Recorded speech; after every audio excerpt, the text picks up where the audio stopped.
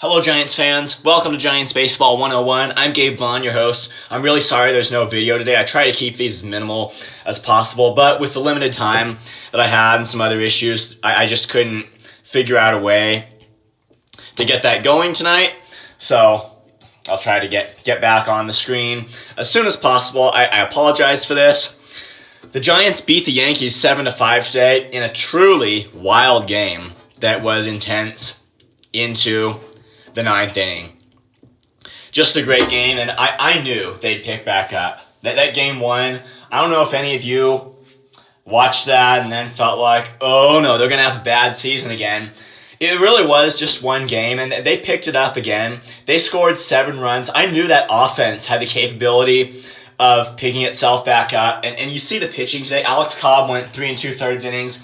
He gave up 1 run. I think Jacob Junis did an excellent job picking him up, going like 2 1/3 innings. So you already see the Giants' pitching strategy of using long guys. It's working out for them. It worked out for them today, and I think what's good about that is that you can pull your starter if he's experiencing issues, if there's any problems. This gives the Giants kind of the flexibility to pull their starter. I think that's what just having rotation depth on the roster, having multiple pitchers who are capable of starting games, it gives them a little bit more security, if a starter is having command issues or really whatever it is. The Giants have options they can take, and that's what they did today. It worked out well for them. Again, they scored 7 runs. Brandon Crawford had 3 hits, including a home run and a double.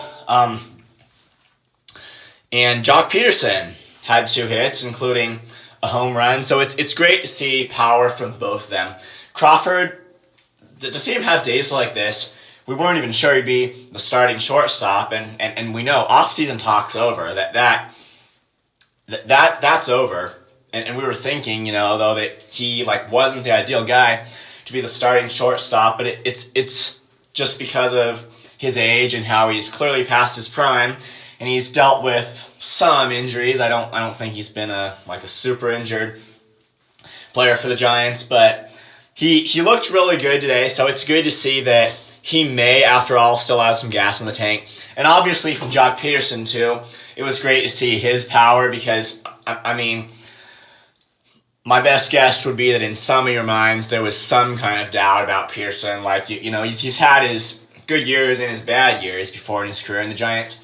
I will say that the Giants did put a whole lot of confidence in Pederson this offseason. It would take a bit more faith to sign a guy like that than maybe the normal. I'm not saying they shouldn't have done it. No, they needed Pederson. They needed an option of having a strong roster, but to signing him for a 1-year deal that's almost $20 million, that did take a bit of having kind of an extra confidence in Joc Pederson that may have gone kind of above the norm, even for a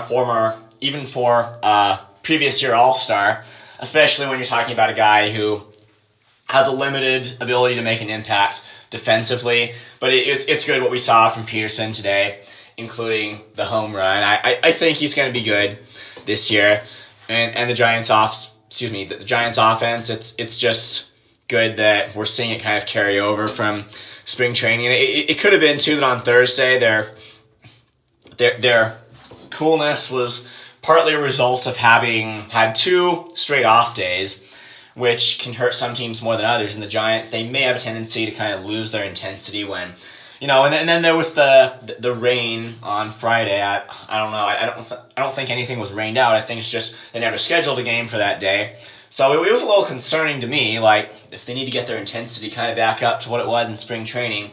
And off days right now, it's not really doing that well for them, but they were back hot today. And the game, it was intense through the 9th inning.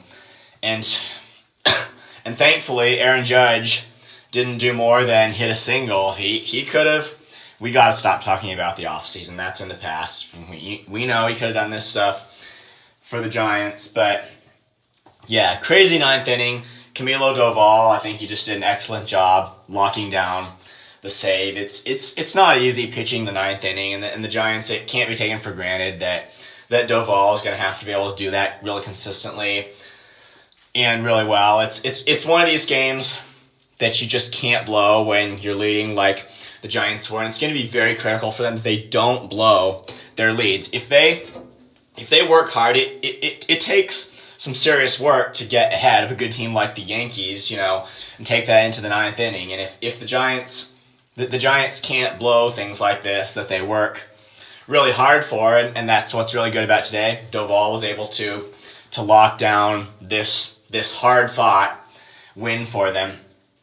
And even if the Yankees had just come back to tie the game in the ninth inning, how do you feel about the Giants going into extra innings? I wouldn't feel good at all about that, based on their results last year. And the rule change, it wasn't favorable to the Giants. Now, I understand, with all that I say about a lot of new MLB rules being bad, I just have to point out that although it's not very favorable to the Giants, in the general picture, that extra inning automatic runner rule is very appropriate.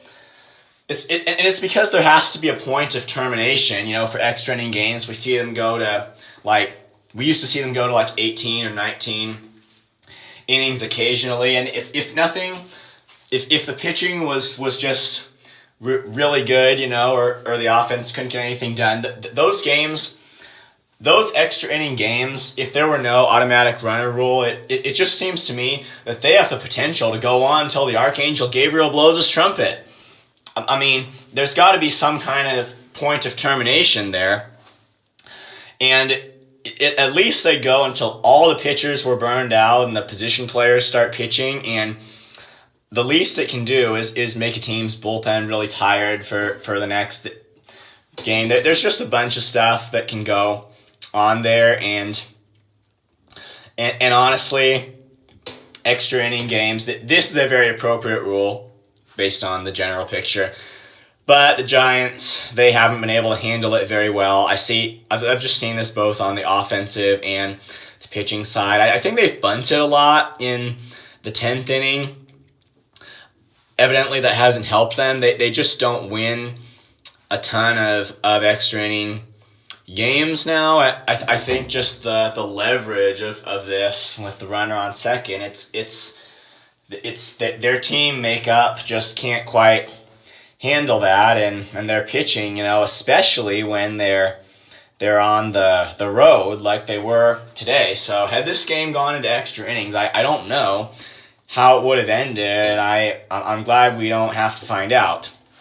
So so the Giants, they won today, and it's now going to be a winner take all. So tomorrow they do have a chance to come back and take this series against even such a really good team as the Yankees. Ross Stripling is going to start tomorrow for the Giants, and he's struggled a bit in spring training. Hopefully he can get it together. I think the answer is just wait and see. He's supposed to be really good for the Giants. If he can throw a good game and the Giants offense can keep its intensity from today, they might come back and take this series here against the Yankees.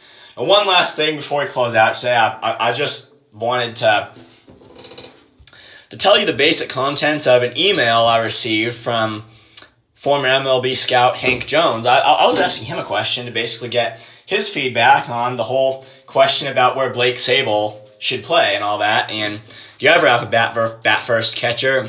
And what he told me was basically, if you can't catch, you don't stay in the lineup. But if you have a bat, they find a way to get you in. So what he's saying is basically you don't compromise defense at the catcher position. And honestly, I think that he's technically right about that. It's so important, honestly, the catcher defense. Blake Sabol can be in this starting lineup if he merits it without being in the catcher position. His position, I think, is left field, and the Giants, basically, they just make room for him and keep defense intact at catcher. And if he falls into a slump, they don't keep making room for him. There's going to have to be a balance here between being quick to, you're not letting guys work through struggles in a year where, we're trying to make the playoffs. The Giants need to be quick to make changes as necessary to make sure the best players are doing it. The best players are carrying the game. However, they also can't make too much from small sample sizes, which sometimes, you just don't see it repeated next time when you do that. So I would say that's the primary balance here as the Giants look to evaluate who should be playing for them. So, great game today. Let's hope the Giants do it again tomorrow and take this series against the Yankees. It is definitely doable. I'm excited to see what's going to happen. Thank you for watching or listening. Please subscribe if you haven't. Please keep the questions and comments coming in the comment section, and I'll see you next time on Giants Baseball 101.